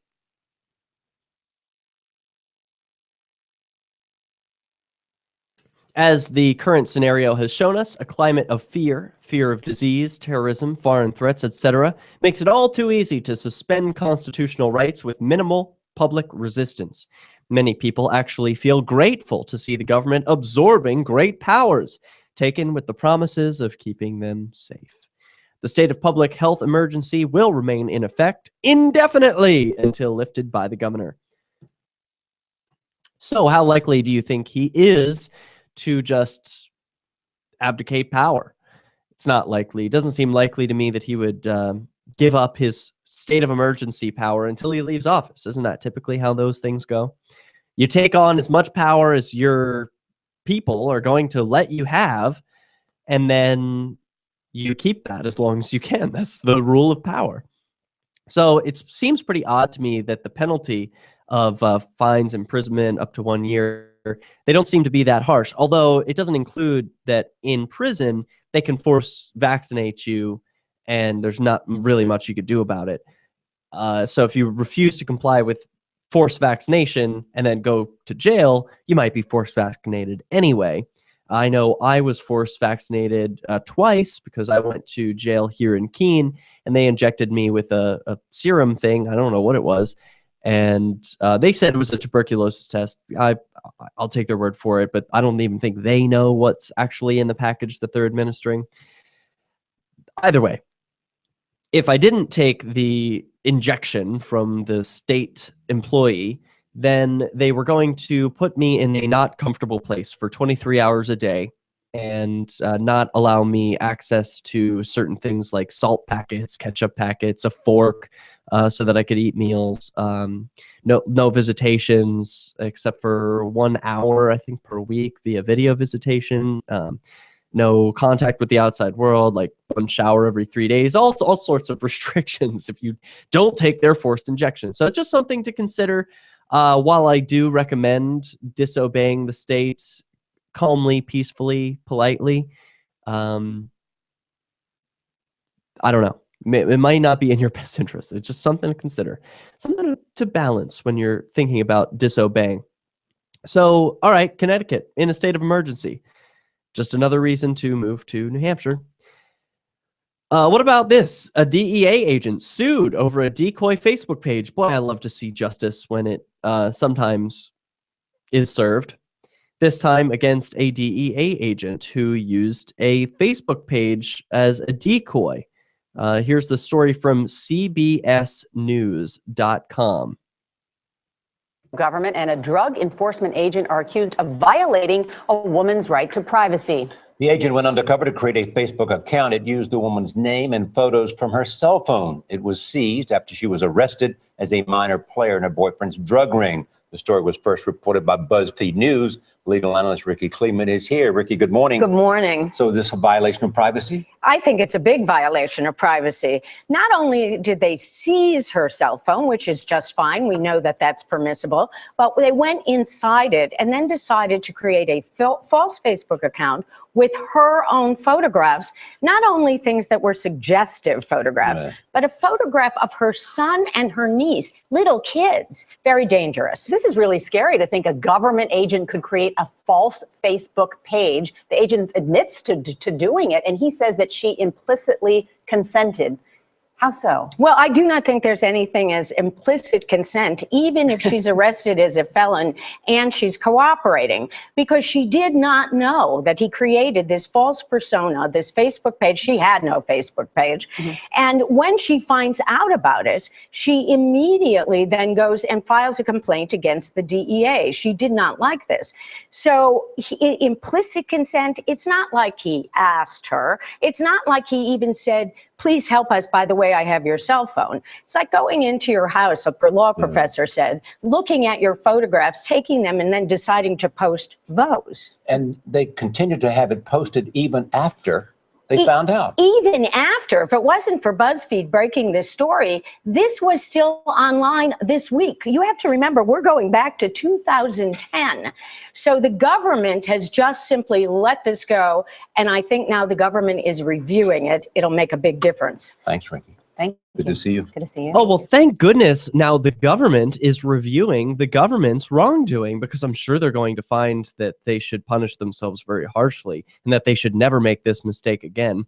It's so weird, the dialogue that happened in that interview clip where this woman's explaining how there's no such thing as implicit consent. But of course, it's okay that the government man, the police officer, the DEA agent took this woman's cell phone. Yeah, you know, there's no such thing as implicit consent, but it's totally okay to just take someone's property, and it's totally okay to just submit to some government that says they're in charge. You know, you implicitly consent to that. It's called the social contract, right? This lawyer, it's just amazing how people can double speak like this, and that they're surprised, like, oh, how could a DEA agent create a Facebook account? Because anything under the sun is possible, you moron. Anything is possible. It's not like the laws restrict the government. Like, oh, there's a rule that says the government can't do the illegal thing, so it's just not going to do anything illegal. No, the government people do everything they want, and then there are no consequences for them because you people believe that they can't do anything wrong, or that the law is going to somehow inhibit them from acting. God, it's so amazing to me that this is 2014 and this Facebook account was created in 2010. It still existed up until a couple of weeks ago. And this woman is like, well, yeah, now at least that the government is reviewing it, that they're going to be punished and there's going to be some justice or something done about it. You know, I brought up that I liked seeing that the DEA agent was sued. I'm going to stay on top of the story and see what happens. What's the actual outcome? Is he going to face any criminal prosecution for using this woman's private photos against her? This is Peace News. Thanks to Bitcoin, LRN.FM is able to provide our free-to-air satellite channel across North and Central America. You can listen to LRN.FM 24/7 via satellite for no monthly cost. Learn more about our satellite channel at sat.lrn.fm. And if you'd like to help us continue to expand, you can send us Bitcoins via the address you'll find under the Bitcoin graphic in the right column of LRN.FM. To learn more about Bitcoin, visit weusecoins.com. That's weusecoins.com. Excuse me, is this where I get a license to start a new business? I wouldn't be hasty. You have to get a license to go out of business, too, you know. Oh, well, look, I've invented this little anti-gravity machine, see? Oh, is that why you're walking 2 inches above the floor? Oh, yes, it's very comfortable. Saves on shoe leather. Yeah, well, you have to fill out these forms and report to the Human Services Department of Manpower Orientation and register with the Fair Employment Practice Commission, the Wage and Hour Division of the Employment Standards Administration, the State Sales and Income Tax Division, the Internal Revenue Service, and the Social Security Administration of the Department of Health, Education, and Welfare, and, of course, OSHA. OSHA? I thought that was a little town in Wisconsin. You'll find out. Say, floating around like that could be dangerous. Have you checked with the Consumer Product Safety Commission? Well, not yet. Come to think of it, you actually are flying, aren't you? Look, you need to go over to the Federal Aviation Administration and the Transportation... It's very hard to get anything done these days if you're in business, but free enterprise built this country. Think what could happen if we don't keep it free. A public service of this station and the Center for the Defense of Free Enterprise, Bellevue, Washington. Besides, we just can't have people floating about unregulated, you know. Here's a chance to do a little activism while you're cruising Facebook, Twitter, or Google+. Between the LOL cats, the recipes, the hot girls, and the inspirational sunrise memes, Free Talk Live's posts pass by your newsfeed. Like them, comment. It gives us more exposure. If you don't see our posts, click like at facebook.freetalklive.com and then hover over it to click Get Notifications. It's an easy way to spread the ideas of liberty a bit further. I know you're busy, but you can spare that 1/10 of a calorie it takes to click on something. facebook.freetalklive.com. Liberty activists around the country are starting to realize politics alone won't set us free. So what will? At Liberty on the Rocks, we believe the answer starts with living your principles, spreading ideas, and connecting with those around you. By starting a Liberty on the Rocks network, you can make a difference by uniting libertarian thinkers. Find out how much fun it is to build your local network from the ground up. Visit libertyontherocks.org today to get started. Now that you've found the Liberty Radio Network at LRN.FM, you may want to help expose others to our great programs. To assist you in doing so, you'll find resources at promote.lrn.fm, including details on how to get a free bumper sticker, quarter-page flyers you can print out and distribute, banners for your website, as well as files that will allow you to make your own custom banners and graphics. Visit promote.lrn.fm and help bring new listeners to the Liberty Radio Network. That's promote.lrn.fm. Since time began, tyrants have taken aim at personal liberties. Now there's a movie that aims back. The government has no more right to tell us what to put in our bodies than they have to take our guns or tell us what books we can read. 6 drug police were eaten by bears while raiding a marijuana farm. On your knees, you dirty hippies! On your knees! What's the problem, officer? Today, many cops who enforce pot laws do so only because it provides them with cushy jobs, good benefits, and a chance to push people around. I was an undercover narcotics officer. The drug war is nothing but a farce. The Second Amendment says you got to keep you and your gat intact. Guns and Weed, The Road to Freedom. A film by Michael W. Dean and Nima Vadadi. DVD available now at gunsandweed.com or on Amazon. That's gunsandweed.com. Makes the perfect gift. Remember, that's gunsandweed.com. You can connect with the Liberty Radio Network via our Facebook page at facebook.lrn.fm. That's facebook.lrn.fm.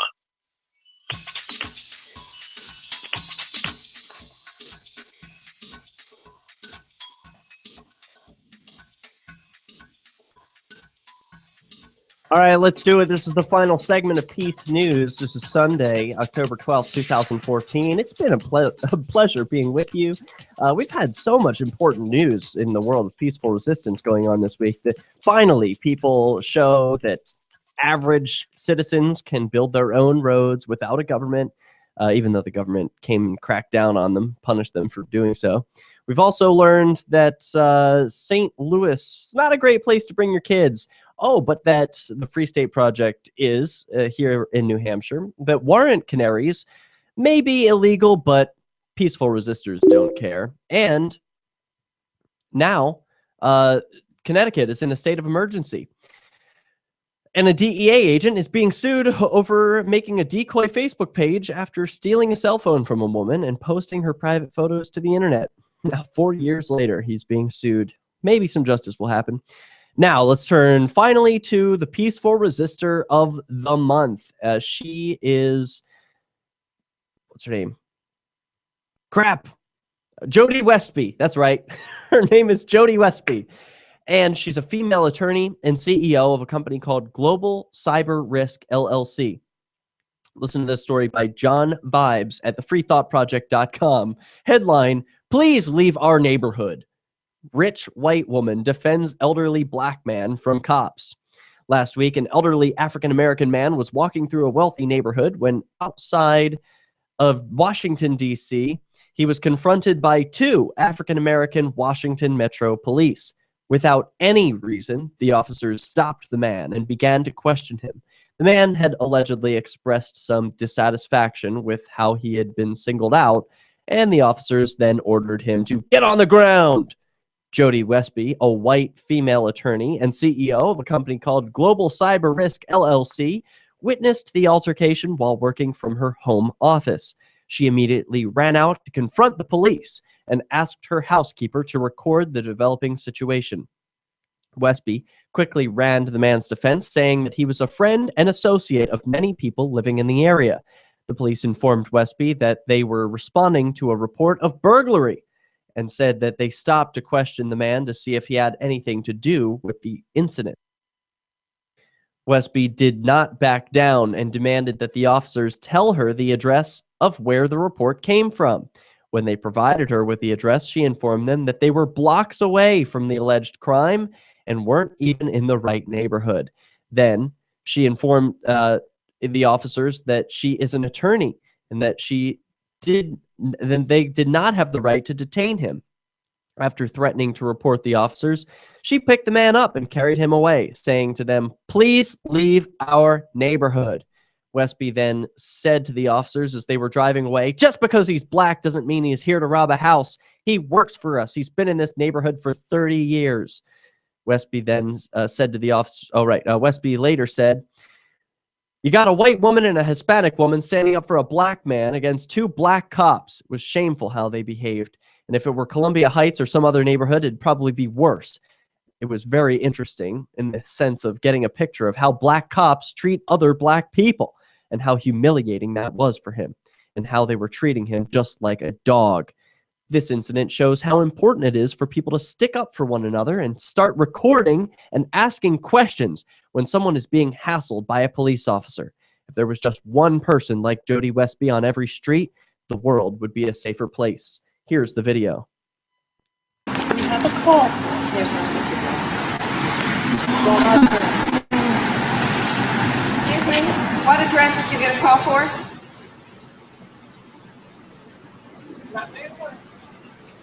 What address did you get a call for? 46. Pardon? What number, please?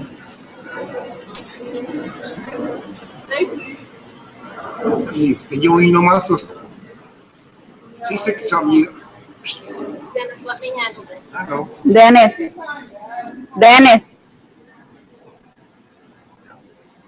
If by chance she verifies you work here, I have no problem. It's 4602, and you're in the 4500 block. That house isn't even in this neighborhood. He's coming. We have a burglar. He's coming with facts. No. He gets loud and boisterous. Because you're accusing him. Didn't accuse her anything. I'm sorry, but you need to get your officer. I'm telling you, for the most police officers know who I am. Most of them did not accuse him as a you do, kid. You accusing me. No, where was he coming from? That's it. Everything else was he got. She has. I built a property out here. I know every part of the property.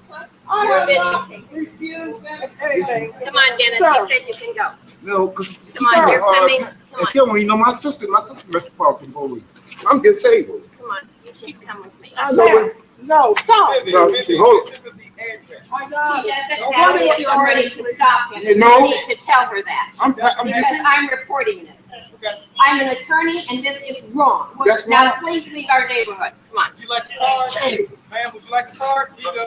Yes, I do want your card. Sit down then. Let me go get the card. Okay. So then the videographer takes the card and they walk away. So that's the video. If we had a person like Jody Westby on every street, the world would be a better place. Because you know what? She's not afraid to stand up to arbitrary authority and use logic and reason to say, hey, where were you called to, officer? Oh, 4200 block? Well, you're on the 4500 block. So I guess you're in the wrong place then, aren't you? See ya. Beat it. You're a punk cop, and you're here to hassle people and treat them like animals, telling a man to sit on the ground while you wear your blue gloves of authority and order him like a dog to stand on the ground. This woman, she has the audacity to say on video, I haven't refused him anything. Well, you're refusing him his freedom, aren't you? You're telling him he doesn't have the freedom to stand up and walk away, even while this white woman attorney stands up and grabs this man to help him up as he stands because he's disabled. She starts walking away with him. The cop again says, hey, wait, don't go anywhere. Oh, but don't stop her. Whitey got involved. Oh, and she says she's an attorney. So now I'm just going to bow down. I mean, this is a joke. the respect that people show arbitrary authority, first it goes from the uniformed person to the white person because they're wearing a different color skin, because they threatened that they're an attorney, because it looks like they have money. I mean, the reasons that people bow down to authority and lick the boots, it's disgusting. I'm sorry. I usually don't freak out this much, but like, this is a peaceful resistor that deserves major applause. I want more people to do this. You have a video camera, you're polite, you're assertive, and you stand up for people's rights. You don't let people get pushed around. It doesn't have to be you standing up for yourself. It could be you standing up for another person, as this woman is. She's standing up for a man who can't defend himself. He's sitting there surrounded by police. They're holding him to the ground, telling him he's not allowed to move. He could have been arrested. Could you imagine? Would that be a better thing for him? Some of the comments from this article read, props to the lady for standing up for these bullies. And then one person says, well, the woman cop was the bully. It looked like the cop in the car was just fine. And, you know, she wasn't taking any S from these two. Good for her. And as S as it may be, if she hadn't interfered, then there's no telling what could have happened to this man. And some people say, oh, nothing would have happened other than he'd been fined for vagrancy. The cops were in the wrong, but they don't usually mistreat people, as you seem to want to insinuate. It's the way the city makes money. Let's not blow it up blow it up to more than it was. Just a dumb cop that saw an opportunity to arrest someone. So varied reactions, but I think this person did something very courageous. She herself could have been arrested. Taking a person away who the cops are detaining for having committed a crime or being suspected of having committed a crime, I mean, that's a pretty serious charge. That's something that's obstructing an investigation, right? Obstructing government administration. There are a few charges that could be, aiding and assisting in a crime. There are a few charges that could be associated with that, but she's not afraid to take on charges. She's assertive, and she knows she knows she's in the right. Finally, we turn to what's happening in Hong Kong, the umbrella revolution, as it's being termed. Well, some violence erupted over the weekend, and unfortunately, some reporters from the World Crypto Network were hit. James Kang, I believe, is his name. He's been reporting from Hong Kong at a website. I can't really read the name because it's in Chinese, but I think if you Google Umbrella Revolution, you should be able to see. Now a news story develops as the Blue Ribbon, a new group who opposes democracy, is marching in the streets to demand an end to the protests. A protest to end protests. Yes, this is really happening. We'll have to report on it on Tuesday because we're out of time for Peace News. Catch us online at peacenewsnow.com, and up next on LRN.FM, it's Free Talk Live.